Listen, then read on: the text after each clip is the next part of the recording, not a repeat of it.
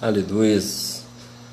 A paz do Senhor, meus irmãos, em Cristo Jesus. Nós viemos mais uma vez dar uma palavrinha para os irmãos, querendo te abençoar. Talvez você já foi num culto, talvez você já deu uma voltinha com a família na rua e agora você está em casa aí tranquilo.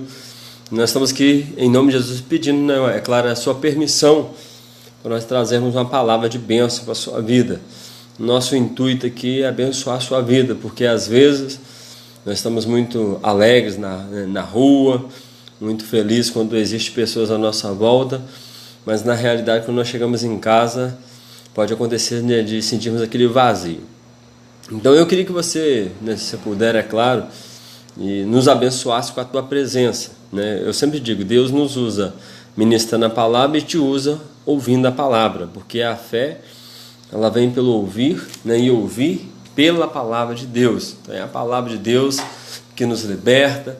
Então se você puder convidar alguém da sua família, da tua casa, às vezes parece que é cansativo, mas você sabe que no final existe sim, uma grande recompensa no Senhor, porque a Bíblia diz que o nosso trabalho não é vão no Senhor. Estamos aqui, estou aqui na minha casa, minha família está aqui comigo, e eu quero te abençoar, amém? Te abençoar. Fica aqui alguns minutinhos comigo, que eu tenho uma palavra do Senhor para a sua vida.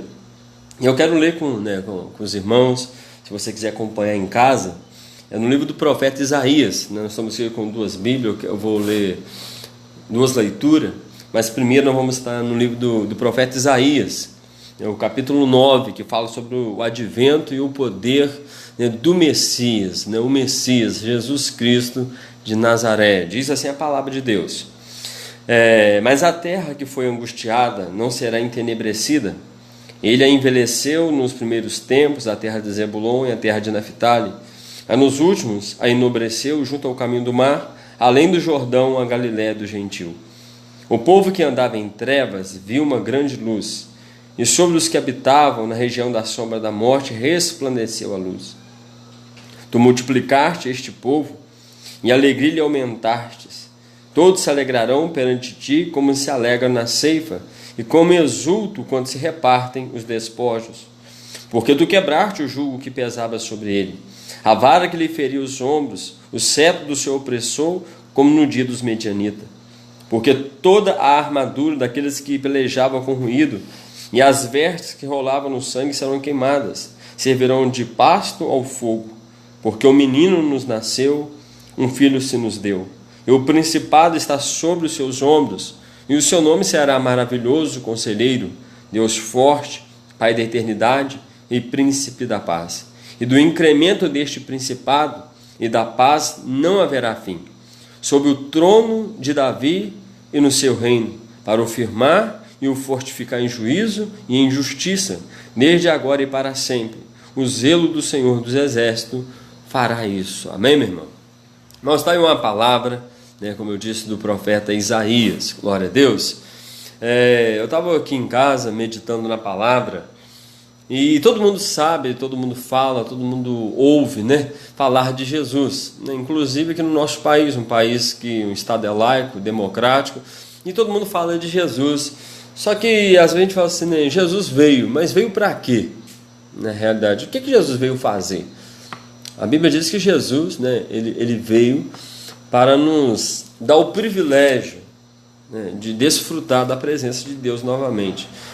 Porque lá no livro de Romanos, no capítulo 5, versículo 12, diz assim: portanto, assim como por um homem entrou o pecado no mundo, e pelo pecado a morte, assim também a morte passou a todos os homens, porque todos pecaram.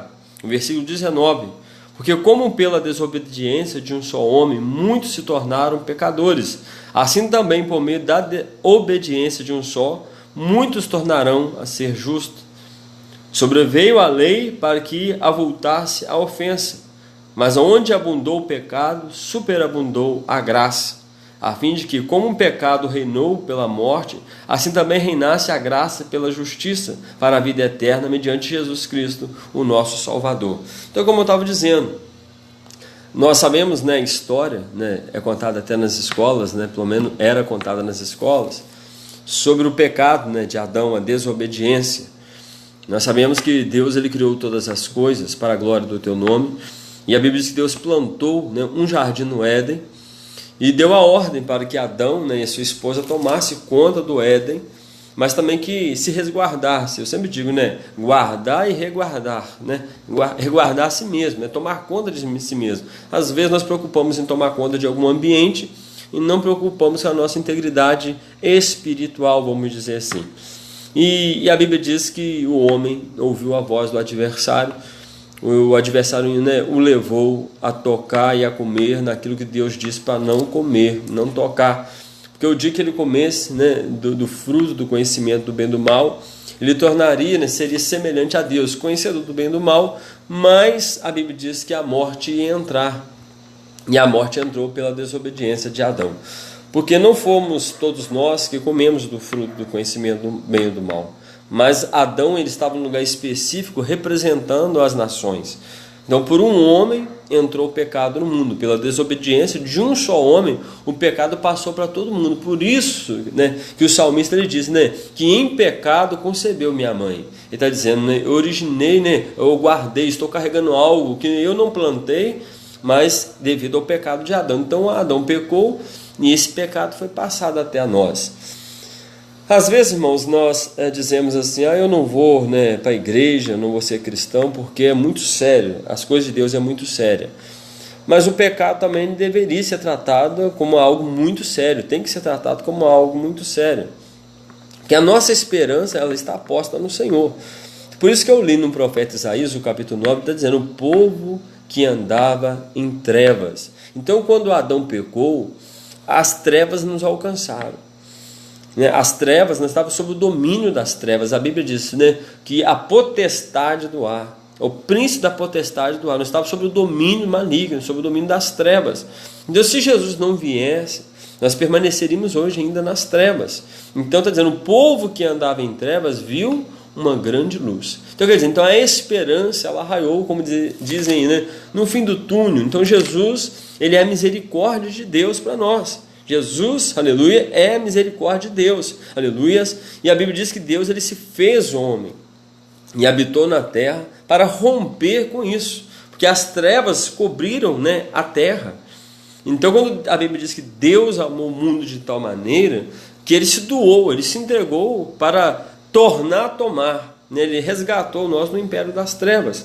E nós achamos que isso é algo muito simples, né? O pecado tem que se levar muito a sério, porque o pecado, ele nos tira da presença de Deus. Então, quer dizer, então isso é muito sério, porque a nossa confiança está toda posta no Senhor Jesus. E às vezes nós achamos que o pecado é uma coisa simples, mas não, irmãos, a Bíblia diz que o nosso pecado faz divisão entre nós e Deus, aleluias. E o Senhor, irmãos, ele quer nos guardar, o Senhor quer nos proteger, o Senhor quer nos livrar, ele quer restaurar a nossa família. Por que que as nações, os povos, as cidades, os lares hoje têm sido destruídos? O pecado ele macula o ambiente, ele traz destruição. A Bíblia diz que quando Josué, né, ele estava guerreando, né, contra as nações que deveriam passar, e havia uma cidade chamada Ai logo à frente, e Deus falou assim, olha só, vocês vão, né, não vão pegar nenhum despojo dessa cidade. E a Bíblia diz que Acã, ele tomou do interdito, do que era maculado, do que era maldição, e escondeu.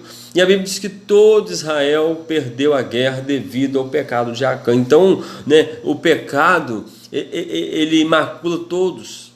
Ele traz uma consequência muito séria, como diz de fato, né, por causa do pecador sofre inocente. E de fato, né, as minhas decisões, as minhas posições diante de determinada coisa trazem uma consequência muito grande para a minha família. Mas Jesus, na sua infinita graça, na sua infinita misericórdia, aqui na carta, né, de Romanos, ele fala sobre isso, sobre essa misericórdia do Senhor, que por um homem entrou o pecado, mas por um homem também veio o escape, veio o livramento. Está falando a respeito de Jesus de Nazaré. Jesus se entregou por nós. E talvez você está aí se martirizando, dizendo que para você não há esperança, que você pecou, né, na bebida, você pecou em prostituição, enfim, irmão, não há o porquê de você achar que não há uma chance para você, porque Deus, ele morreu para salvar o que se havia perdido. Aleluias. Então, meu irmão, você talvez está aí desanimado. Pastor, eu sou uma pessoa pecadora, eu sou uma pessoa falha. Mas é para isso que Jesus veio, para desfazer as obras do adversário. Então, porque nós sabemos, irmãos, que Deus é Pai. E eu sempre aprendi algo. Talvez a pessoa quer fazer algo comigo, mas não faça comigo, mas vai lá e fere o filho. Ferindo o filho, está ferindo o pai. Então o nosso adversário ele não pode contra Deus, porque ele jamais será um adversário à altura, mas ele luta contra a criação. Nós somos o penhor da criação, Nós somos propriedade peculiar de Deus. Você é propriedade exclusiva de Deus. O adversário tem lutado para destruir a sua família. Mas, meu irmão, em nome de Jesus, que você venha voltar para Deus. Se você vem se entregar, a Bíblia diz, se andarmos na luz, como na luz Ele está, nós temos comunhão uns com os outros, e o sangue de Jesus Cristo nos purifica de todo pecado. Porque o sangue que foi derramado na cruz não foi para um grupo de pessoas, ou para um grupo de apóstolo, discípulo, de profeta. A mesma quantidade de sangue foi derramado na cruz do Calvário para Elias, Adão, por discípulos, por Maria, por mim, é igual para todos. A mesma quantidade de sangue foi derramado num só propósito. E Deus ele quer trazer isso até a sua consciência. Se andarmos na luz, como na luz Ele está. Então, é a luz inacessível. Ele é o poderoso de Israel, o poderoso de Jacó, aquele que luta, que batalha 24 horas para resgatar a tua alma. Então não acha, irmão, como se diz por aí, o pecado é bom, eu do digo para você que não é bom, irmãos. Ele nos separa daquele que é vida, daquele que é esperança. Aleluias. E a Bíblia diz, meu irmão, que Jesus ele voltará no momento que nós não imaginamos. Então Jesus ele vai voltar. Então Jesus está trabalhando 24 horas para quando ele voltar, nós achemos o que é irrepreensível diante dele. Por isso que a Bíblia diz que nós temos que andar em santidade, em toda maneira de viver. O que é ser santo? Todos pecaram, a Bíblia diz que não há um justo sequer. Então, quando você fala de ser uma pessoa santa, é você ser santificada pelo sangue de Jesus que foi derramado ali na cruz do Calvário. Então, Ele nos santifica. Por isso que a Bíblia diz, onde abundou o pecado, superabundou a graça de Deus. Aleluias. E o Senhor ele nos dá a oportunidade, irmãos. O Senhor ele faz situações para nos salvar. A Bíblia diz que o ladrão, o Senhor deu a oportunidade dele lá na cruz. A última oportunidade foi na cruz, um alcançou e o outro não. Aleluia. Aquela mulher que foi a ser apedrejada, pega em pleno ato, adulterando, o Senhor chegou justamente na hora que ela ia morrer, ser apedrejada, e o Senhor a livrou com o poder da palavra. Todos tinham pecados, mas o pecado dela pela lei era um pecado, na verdade, que deveria ser apedrejado, mas os pecados eram os mesmos. Aleluia. Mas o Senhor deu uma nova oportunidade, disse para ela, vai mulher, não peques mais, para que não te suceda algo pior. Eu creio que não há nada pior do que perder a sua salvação. Aleluia. Então que nessa noite você venha meditar nisso. Eu tenho uma história, vamos dizer, uma parábola que eu aprendi muitos anos atrás, eu acho ela muito, muito interessante. E eu vou passar essa história para você, para que você entenda o que Deus tem para mim e para você.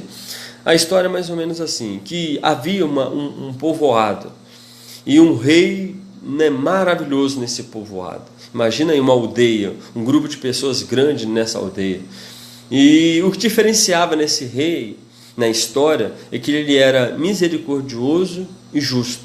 A misericórdia, inabalável, a justiça íntegro. Então o rei, ele era fundamentado nesses dois parâmetros, entre misericórdia e justiça.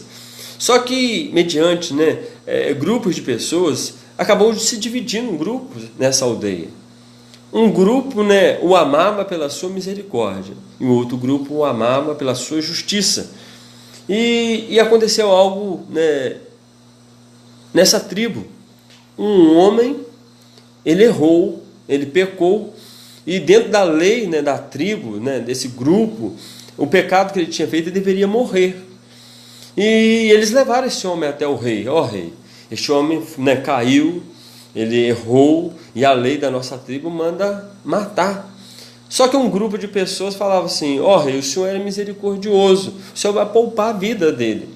E o outro grupo, não, o senhor tem que matar, porque o senhor é justo. E ficava aquela guerra, uns dizendo, mata, porque o senhor é justo. E o outro grupo ficava gritando, não, poupe a vida dele, porque o Senhor é misericordioso. E ficou aquela contenda, e o rei observando aquela contenda. Né? Eu cumpro a justiça, tirando a vida, ou uso de misericórdia? Se ele usasse de misericórdia, qual o grupo da justiça achava que não era justo? Não é verdade? E se ele usasse a justiça, o grupo da misericórdia também fala. Então, estava no estreito, vamos dizer assim. Mas de repente o rei se levanta da cadeira e todo mundo se cala diante dele. Ele falou assim: olha só, eu sou misericordioso, mas também sou justo. E eu tenho que tomar uma decisão, não posso deixar de tomar uma decisão. Vocês não sabem, mas eu tenho um filho. E eu vou cumprir a misericórdia e a justiça no meu filho. E diz a história que ele pega o filho e sacrifica o filho no lugar desse ladrão, deste homem que tinha quebrado a lei. Você imagina isso? Então, é o que aconteceu conosco. Na sua misericórdia, ele poupou, né, o homem que tinha pecado, na sua misericórdia. E na sua justiça, ele cumpriu a justiça. Então, foi o que aconteceu com Jesus. Aleluia. Jesus fez a mesma coisa por nós. Deus, né, usou de misericórdia, ao mesmo tempo de justiça. A Bíblia diz que Jesus, ele se esvaziou da sua glória. Então, o que eu e você merecíamos hoje era o inferno. Mas pelo que Jesus fez por nós, né, Jesus é a misericórdia de Deus e a justiça de Deus. Ele derramou o teu sangue lá na cruz do Calvário. Ele enfrentou açoite, perseguição. A Bíblia diz que foi levado como ovelha muda diante do seu tosquiador. Não abriu a boca, não blasfemou, mas obedecendo, aleluia, a palavra de Deus. Então Deus, meu irmão, a gente dá uma oportunidade. O nosso intuito aqui é levar uma palavra que liberta, uma palavra que salva, uma palavra que restaura. É claro que não será todos os vídeos que eu vou trazer uma palavra aqui de salvação, porque na verdade a palavra, toda ela é salvação, mas ela mostra parâmetros, ela mostra que existem lugares que aos olhos do homem são bons, mas o final é morte. É óbvio que eu vou usar essa oportunidade para falar para você, mas a palavra que hoje é essa. Jesus amou o mundo de tal maneira, deu seu único filho para que todo aquele que nele crê não pereça, mas tenha vida eterna. Aleluia. A Bíblia diz que Jesus, aleluia, nos tirou do império das trevas, nos transportou para a luz do Filho do teu amor. Aleluia. A Bíblia diz: vós sois geração eleita, sacerdócio santo, nação real, povo adquirido, para que anuncieis a virtude daquele que vos chamou das trevas para a sua maravilhosa luz. Aí diz: na outrora vocês não eram luz, mas hoje vocês são luz. Nós éramos trevas, irmãos, devido ao que? O pecado. Nós amávamos, dizer assim, o pecado, porque achávamos que não tinha uma consequência. Mas nós vamos na caminhada e vimos que o pecado, ele é agressivo.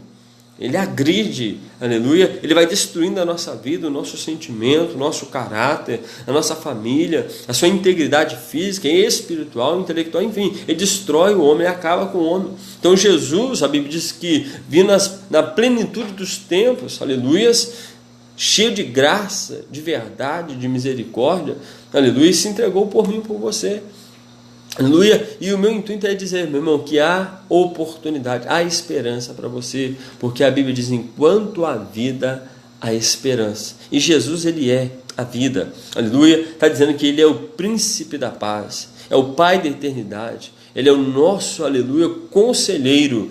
As pessoas hoje estão precisando de conselho, só que vão buscar conselho no lugar errado. E Jesus está dizendo: ele é o que? O bom conselheiro. Ele é o príncipe da paz. A Bíblia diz que ele quebra, né, o jugo do opressor sobre o teu pescoço. Ele diz: vinde a mim, todos estáis cansados e oprimidos, e eu vos aliviarei. Aleluia. Então, irmão, o jugo está pesado, está difícil de caminhar sozinho. Jesus, ele te ajuda. Ele diz: aprendei de mim. Aleluia. Então, irmão, não só alcança o alívio, mas começa a aprender dele. Eu sempre digo: existe um alívio em qualquer situação da vida. Mas você pode ser aliviado e tornar a fazer aquilo que estava te sufocando. Mas quando você é aliviado, aleluias, e você aprende daquele que te aliviou, você não vai querer entrar debaixo do jugo de Satanás novamente, meu irmão, porque o bicho não tem misericórdia. Ele veio matar, ele veio roubar e ele veio destruir. Mas Jesus veio para que tenha vida e abundância, para que a salvação estende sobre o teu lar, sobre a tua casa, sobre a tua família. É isso que nós queremos, que nessa noite te abençoar. A Bíblia diz que para o sábio o caminho de vida é para cima, para que se desvie do inferno que está embaixo. Meu irmão, olho para cima. Quando nós estamos olhando para cima, irmão, é propósito, é vencer. Porque quando o homem está de cabeça baixa, né, de cabeças baixas, desanimado, aleluias, meu irmão, é difícil, aleluia. Mas quando você está olhando para cima, você lembra dos Salmos. aleluia, de onde me virá o socorro? O meu socorro vem do Senhor que fez os céus e a terra, e não deixará vacilar o teu pé aquele que te guarda. Eis que não tosquenejará nem dormirá o guarda de Israel. Ele é o teu socorro, bem presente na hora da angústia. Talvez o adversário está rugindo, como a Bíblia diz, como um leão, buscando quem possa, atragar, e está tentando te tragar de todas as formas. A Bíblia diz que o anjo do Senhor, ele acampa ao redor dos que os temem e os livra. Talvez ele está te pressionando, dizendo para você ceder. Não ceda, meu irmão. Segure nas mãos do Senhor, como diz o hino, e vá. A jornada, como diz, pode ser pesada, mas Deus é contigo. A Bíblia diz que Ele te toma pela tua mão direita, diz, não temas, sou contigo, eu te esforço, eu te ajudo, e te sustento com a destra da minha justiça. Aleluia. Então, meu irmão, não abre mão da sua salvação. Que o teu nome esteja escrito no livro da vida. Mas para o teu nome estar escrito no livro da vida, não é simplesmente saber de Jesus, é ouvir falar de Jesus. Tenha suas experiências com Ele. A Bíblia diz, se creres com o coração e confessares com os lábios que Jesus Cristo é o Senhor, será salvo. Então, meu irmão, crê que no teu coração que Jesus pode salvar e mudar a tua história, e confesse Ele. Você tem que confessar de Ele diante dos homens, diante dos anjos, e Ele vai confessar diante do grande Pai também, porque a Bíblia diz que haverá o grande e terrível dia. Por que grande?